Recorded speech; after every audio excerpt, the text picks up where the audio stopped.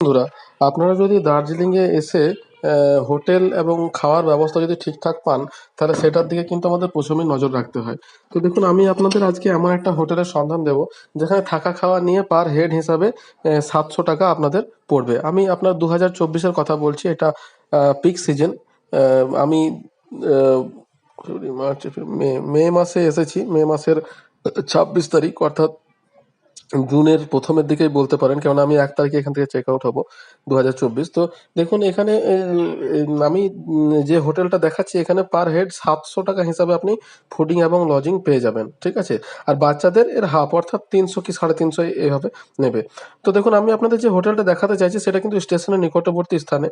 দার্জিলিংয়ে সাধারণত দুটো জায়গাকে বেস করে হোটেলগুলো থাকে, একটা হচ্ছে ম্যালকে বেস করে, আর 2 নম্বর হচ্ছে আপনার স্টেশনকে বেস করে। তো আমি আপনাদের যে হোটেলটা দেখাচ্ছি, এটা দেখুন, এই রিলায়েন্স ডিজিটাল যে স্টোর রয়েছে, এই স্টোরের ঠিক অপোজিটে। এই দেখুন, হোটেল বয়রা আমার জিনিসপত্র নিতে বাস স্ট্যান্ড পর্যন্ত এসেছিল। এখানে নেমে এই দেখুন আমার মালপত্র লাগেজ টাগেজ নিয়ে যাচ্ছে এই রুমের ভিতরে। এই দেখুন, অর্কিড গেস্ট হাউস হোটেলটার নাম। এই দেখুন, অর্কিড গেস্ট হাউস আমাকে এই রুমটা দিল, 103 নম্বর রুম। সঙ্গে সঙ্গে খুলে দিল। এখানকার মানুষজনও খুব ভালো, এখানে যারা সার্ভিস দিচ্ছে তারাও কিন্তু খুব সুন্দর। আপনার রুম পর্যন্ত খাওয়া দাওয়া পর্যন্ত পৌঁছে দেয়। আর এখানে দেখুন, আপনার মানে সারাদিনের খাওয়া দাওয়ার পুরো চুক্তিভিত্তিক কথা আর কি।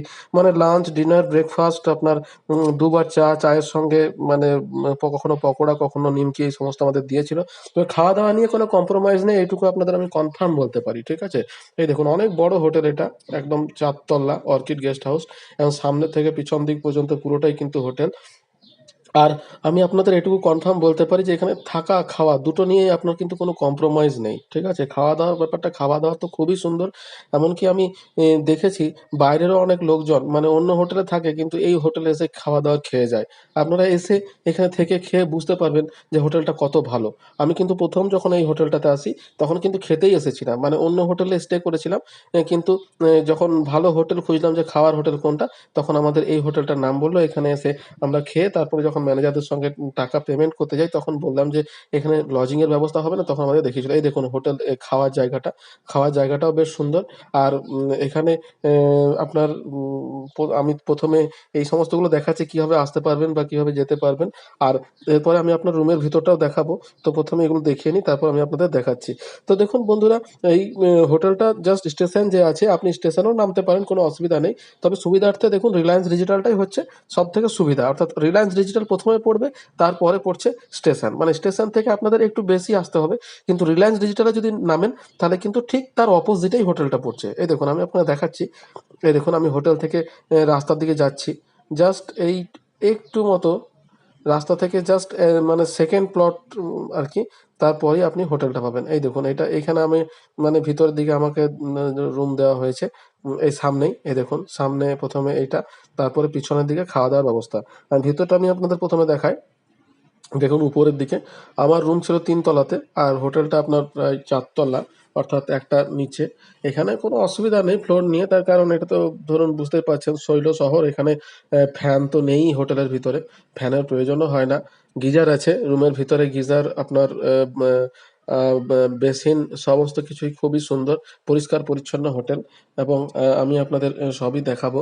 আর এখান থেকে সবই কিন্তু সামনাসামনি। আপনার স্টেশন বলুন, ম্যাল আপনাকে 15-20 মিনিট একটু হাঁটতে হবে। আর ম্যাল তো আপনারা দিনে একবারই যাবেন সন্ধ্যার দিকে। হ্যাঁ, সে নিয়ে কোনো অসুবিধা নেই।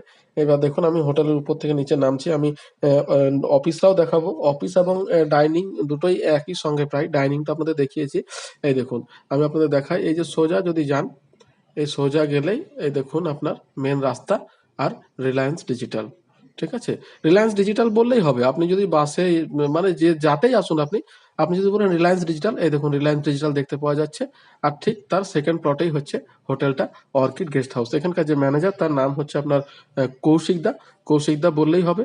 এবং আপনারা বুক করে আসতে পারেন। কৌশিক দার ব্যবহারও খুব ভালো। এই দেখুন রিলায়েন্স ডিজিটাল, এই দোকানটাতে এসে আপনাকে নামিয়ে দেবে, এবং তার অপোজিটে এসে আপনারা হোটেলটা পেয়ে যাবেন।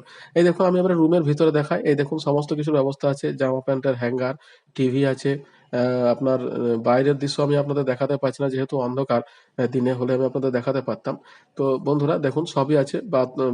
বিছানাতে দুটো ব্ল্যাঙ্কেট দিয়েছিল, কোনো অসুবিধাই আমাদের হয়নি। বাথরুমের ভিতরে আপনার গিজার আছে, বেসিন আছে, সমস্ত কিছুই আছে। এই দেখুন ফ্ল্যাশ আছে, কোনো অসুবিধা কোথাও নেই। আপনি কোমোড যদি আপনার দরকার হয় তো বলতে পারেন কোমোডের জন্য। তো বন্ধুরা এটাই ছিল আমার ভিডিও। আমি আপনাদের একটা তথ্য শেয়ার করলাম। যদি আমার ভিডিওটা আপনাদের ভালো লেগে থাকে, কাজে লেগে থাকে, ইনফরমেটিভ মনে হয়ে থাকে, তো প্লিজ আমার চ্যানেলটিকে লাইক করুন, শেয়ার করুন, সাবস্ক্রাইব করুন। আমি এভাবেই ছোটখাটো ভিডিও দিয়ে চেষ্টা করব আপনাদের সাহায্য করতে। এই দেখুন অফিস ঘরটা, এই যে অফিসটা, এই অফিসেই আপনাদেরকে টাকা পয়সা পেমেন্ট করতে হবে। আর তার পাশেই আছে কিচেনটা। কিচেন তো আগেই দেখিয়েছি, অফিসটা আপনাদের দেখিয়ে দিলাম। ঠিক আছে বন্ধুরা? তো দেখুন এবার এলে পরে এখানে যোগাযোগ করে আসতে পারবেন। এই দেখুন কৌশিকদার ফোন নাম্বার আমি আপনাদের দিয়ে নিলাম। স্ক্রিনশট নিয়ে নিতে পারেন, কথা বলে নিতে পারেন, কোনো অসুবিধা হবে না। আর তার পাশেই দেখুন এই হোটেল অশোকা প্যালেস, এই একটা হোটেল আছে। যদি এখানে আপনাদের কোনো অসুবিধা হয় এখানেও চলে আসতে পারেন। দুটো হোটেলই ভালো। তবে এইটাতে অসুবিধা এটাই যে এটা অনেকটা উঁচুতে, ঠিক আছে? মানে উঠতে একটু কষ্ট হয়। ঠিক আছে? পরের ভিডিওতে মিলছি। ধন্যবাদ।